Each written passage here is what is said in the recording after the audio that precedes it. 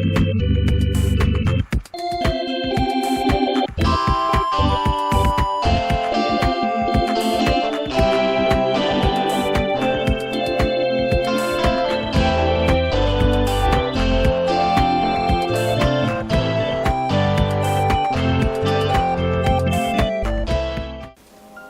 back to That's Life with John Carver. This is episode number 240. I'm calling this episode Stuck on Stuff. Stuck on Stuff. There was a time in my career that lasted quite a few years that one of my focuses was on buying stuff, was acquiring things. I bought a fancy car, a big Cadillac. Had custom suits made when my size was to the point that I could have bought some suits off the rack, but no, because my boss had custom suits made, so I thought, hey, if my boss can have custom suits made, then certainly I should have custom suits made. I couldn't afford to do that, but I did it anyway. And I spent money in other ways that was quite foolish. I thought at the time that buying stuff would make me happy, or maybe happier. Buying stuff would make me happier. At the time, I thought that owning possessions would give me an air of success. I was quite wrong. And that's kind of like the episode of today's show, what I want to get to today. I've been around countless clients, hundreds and thousands of clients, and friends and family members, including my own daughter, Juliana, who passed away. None of them took their stuff, their possessions, with them. All of those things were left behind. Everything that was left behind may or may not have had value to those who had access to their stuff, to their belongings. I learned over time that the value of stuff, of possession,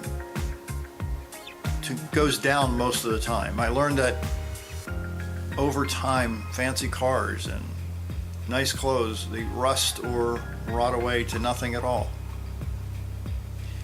There is something, however, I've learned over a number of decades, and I've learned that there are behaviors and habits that are far more valuable, that have a lot more worth to leave behind when you or I pass away. Some of them include integrity, doing the right thing whether or not somebody's watching, respecting others, or always having a teachable point of view. That is, always knowing that maybe you don't know everything, and that maybe an opinion or an idea from somebody else could change your life for the better. Maybe something left behind is a positive attitude. Or maybe being the hardest working person in the room. Again, being the hardest working person in the room. And the ability to recognize when you're wrong and not be ashamed of admitting that you're wrong. These lessons I've learned over decades pay such a high dividend, much higher than acquiring possessions. I've learned that these habits and behaviors, if leveraged and shared, can outlive you by many, many decades. I've also learned that people are watching your life in ways that you may not even understand. They look at how you handle difficulties. They look at how you correct yourself when you mess up. They look at what you do and how you behave when you're proven wrong. Again, they look at you and how you behave when you're proven wrong. You've been wrong before, so have I. They look at areas of your life that they might incorporate or integrate into their own lives.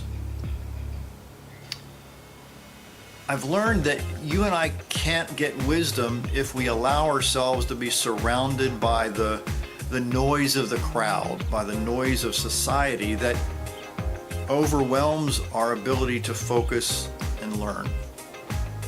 The noise attempts, I think, to attempts to pull us into this manic mindset of partly acquiring more stuff to keep up with neighbors that are trying to keep up with neighbors that are trying to keep up with neighbors.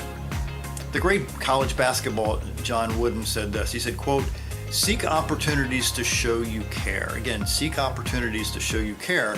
The smallest gestures often make the biggest difference. So this is where you and I maybe have gone wrong over the years. Let's be real, we have chosen to get wrapped up or pulled along the wave of society to say that, if you buy more stuff or if you go into deeper debt or if you buy things on credit that you really don't need to impress somebody that you don't even know, that's hard to hear. And we get in deeper debt, and it really doesn't satisfy. So what you do for others consistently lasts far longer than any possessions that you can purchase over time. So you can't take the stuff with you when you die.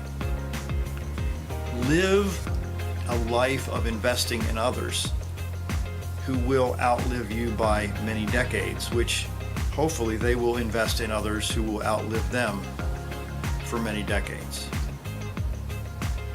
So don't get stuck on stuff like I did for a long time.